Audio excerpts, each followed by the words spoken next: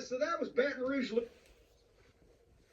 Louisiana. Jimmy Killshaw was the local promoter, the guy with the fucking carbuncle on his neck or whatever, and he had been involved with wrestling since the 50s or 60s, and in Baton Rouge, state capital, he knows who to pay off. That's why I was told that we had to run Laranja, Louis. No, was it Laranja or Homa? We had to run Laranja because somebody there was politically connected over in Baton Rouge and could make sure we could get the Centroplex. I don't know what the fuck was going on down there. But anyway, we did a $14,000 house, which was closing in on 2,000 people and had been better than they had been doing. And as a matter of fact, then the following day, we went to Laranja, Louisiana.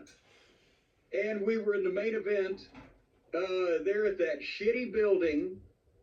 That's the place where the locker room may have been 10 feet long and 6 feet wide, and the floor had to have boards put over it because it was always so wet and dirty you couldn't walk on it.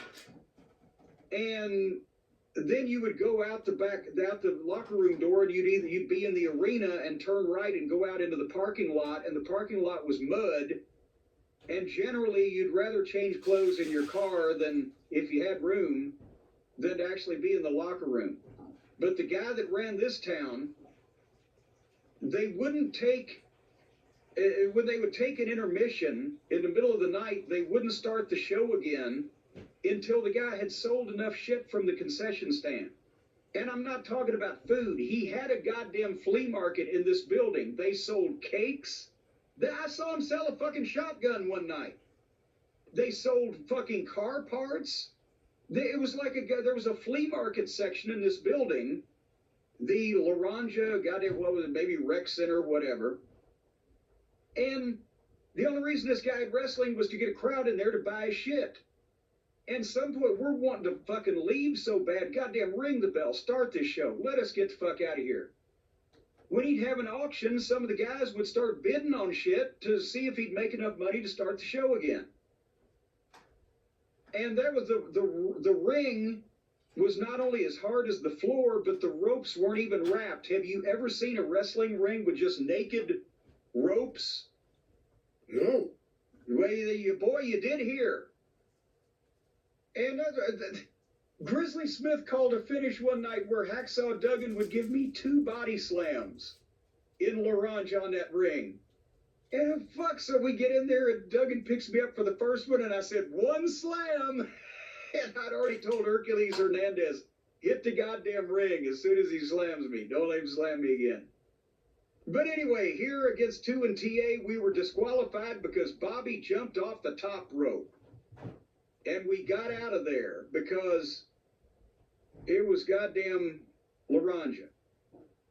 And that is remember what you were talking about where they sent Precious back to the locker room because the crowd was too dangerous? After we were in Laranja on February the 4th, that was a Saturday night that they had to take up with that fucking town. It did $8,300. So there was 1,000 people or a little more in this goddamn barn on the side of the road. And we made $150, and then we drive to Baton Rouge. We got to get a hotel room because the next afternoon, Sunday afternoon at 2 o'clock, we're 100 miles away in Galliano, Louisiana. And it's the Midnight Express. It's just a spot show, off-topic match, Midnight Express versus Junkyard Dog and Magnum TA. No fucking angle between us and Dog, otherwise than obviously we're mad at TA, right? That's the main event. They had Chris Adams and Jimmy Garvin, and I think like 2 or 3 other matches. And it was just a spot show, and again, this little recreation center they put, Galliano, Louisiana, is a fishing village on the south end of Louisiana near the water. Obviously, they're fishing. They're on the water, on some of the swamps and the bayous. And there's one road in and one road out of this town. And we get there, and we find this place is sold out. $10,800 house, which in today's money, again, it'd be over 30 grand. There's easily 1,000, 1,200 people packed in this place on a Sunday afternoon. And we were told once we got there, by the way, it is a fishing village. All these people are drunk and have been drunk since Friday night. What? They come in off the boats on Friday night and they start drinking. This is what the cops are telling us. I mean, this is not some goddamn program vendor. The police that are in the building are saying they come in off the boats on Friday night. They fucking start drinking. They go to church on Sunday morning. This is the goddamn last thing they're going to do. They're going to go to sleep tonight and they're going to go back out on the fucking boats. So mind your P's and Q's type of thing. Because every single one of these people is raging drunk. And as soon as we saw the first match, the reaction, we're watching from the locker room door, right? Jimmy Garvin got a good look at it, and later on, Dundee comes in the locker room and says, okay, Jimmy, you have your match, shine him up a little bit, then get some heat on him. And Jimmy said, get what? You expect me to get heat out there? What the fuck's the matter with you, Bill? He wanted to just have Chris beat him up and then do the finish, right? So they go out there, and just on the entrance, so many of these drunk guys have grabbed Precious's ass and tried to pull her sweater off and pulling at the boa and the fucking perfume sprayer. Jimmy takes his shit off, gives it to her, and says, it tells the cops, wait, she's coming back with you, and sends her back because there was only like 3 or 4 feet between the ring and the front row. And it's like a place you play recreational basketball in a town, right? It's that type of place. It's tight. And so then I'm supposed to go out there, and Dundee said, well, just do a DQ. And get the heat on fucking, once again, we're saying get the heat, but get the heat on fucking Dog, and then give Magnum the tag so that he can roll Bobby up and just throw Magnum over the top rope. And the reason he wanted to heat on Dog is because Dog couldn't take the bump over the top rope in those days at that point, the condition he was in. So I talked to the cops, and they said, we're going to stay right next to you. So they all, I think they had 4 uniformed police officers with billy clubs and guns, right? They were legitimate. But they only had 4 in the whole place. So they gave them all to me, and they just walked us out to the ring and stood behind me, all 4 of them, where people couldn't even see me. And I'm just hugging the ring post. I ain't going to do shit in this match, right? And Bobby and Dennis took bumps for the baby faces, and then they got a little heat, and then the tag, and to come back, and by the time that Magnum went over the top rope, we were already on the floor and headed back to the locker room. And once we got in there, the cops locked the door and said, we'll come back and get you later. And we had to sit there for fucking almost an hour because they had to go out, they had to clear all the people out of the building. And then they had to clear most people out of the parking lot. And then they came and got us, unlocked the door, took us to our car, and then surrounded the car on foot and walked us to the road. And they had already told us, look, because we were going to Thibodaux. We had a show that night in Thibodaux, Louisiana. And they said, look, it'd probably be a good idea. Don't stop in this town. Just when you turn left, keep going. Because there's only one road in and one road out.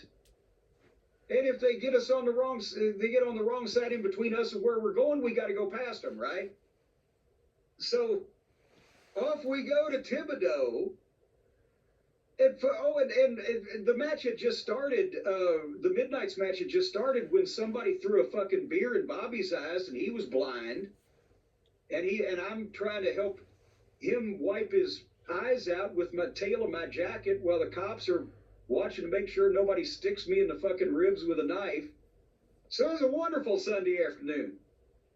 And then we get to Thibodaux, and we got to have the match with 2 and TA where we get disqualified and leave them laying there. And the cops had to walk us out of that fucking place and get us in the car. And Thibodaux was only 50 miles from Galliano, but it's still not exactly right in the center of things. And then we were 150 miles away from Alexandria, so You know, we started the morning at the hotel in Baton Rouge. We went to Galliano, worked, sat around while they cleared the potential assassins. Went to Thibodeau, did another fucking match. The house there was $18,700, so that was over 2,000 people. And we made $500, which is the equivalent of $1,500 today a piece for the day. But we started at fucking whatever time in the morning, didn't get back to Alexandria until, probably about 1:30. And that's why I was saying earlier when we were talking on, I think it was a previous segment at this point, the reason why a world-class talent, Brian, may have been on the card at a spot show is because they were in for the weekend. Yeah, Laranja, Galliano, and Thibodeau are shit fucking places to go. But between the three of those shows in a 24-hour period, Mid-South Wrestling grossed almost $40,000, which would be 120 grand today.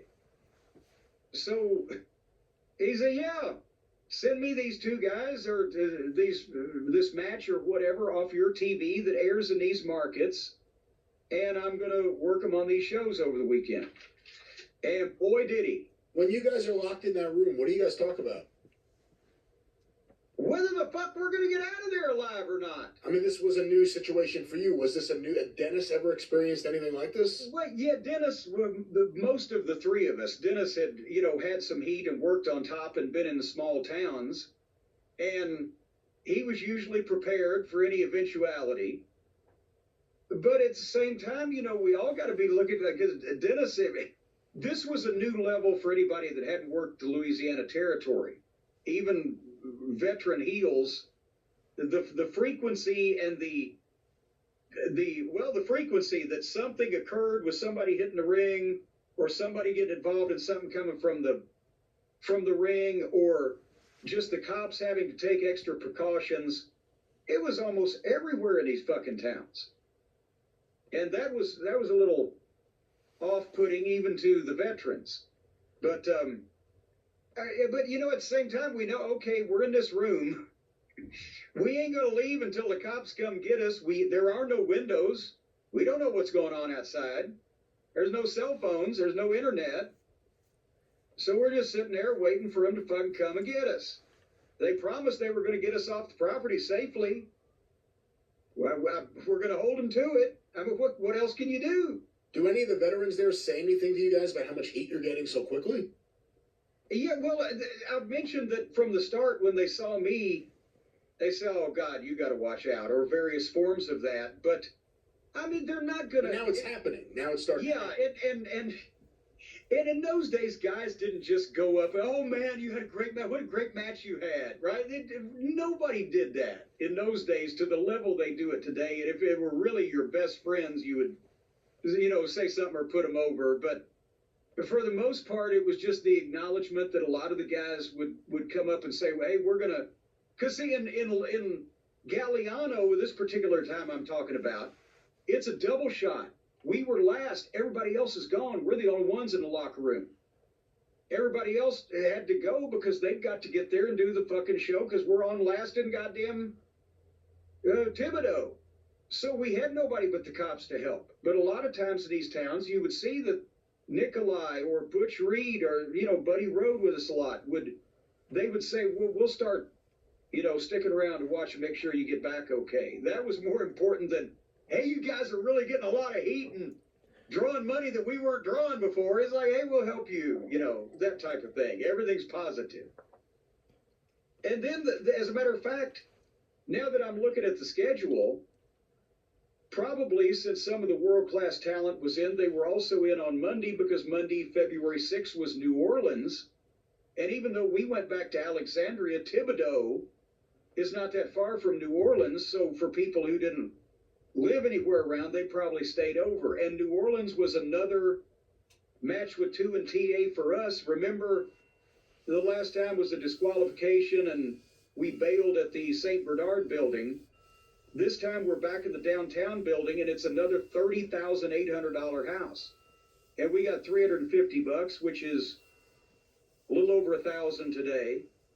And this one, I tossed the racket in while the referee is putting Magnum out. And Wrestling 2, after giving Bobby the knee lift, sees that and dives for me, but Dennis has the racket and whacks him from behind and shoots him in and clotheslines him with the racket behind the referee's back, who's checking on TA. And Bobby covers 2, and we beat him. And that didn't set well. So now we're doing, by the way, these are non-title matches for the Mid-South Tag Team title. They're still the champions, but they said we needed to prove ourselves by, beating them first or whatever the fuck the deal was. So we've had double DQs, we've had crazy thrown out finishes. Now we're starting to fuck them in these non-title matches. So that's getting a little bit more, heat from the people because we're fucking them. And the people didn't like that back in those days.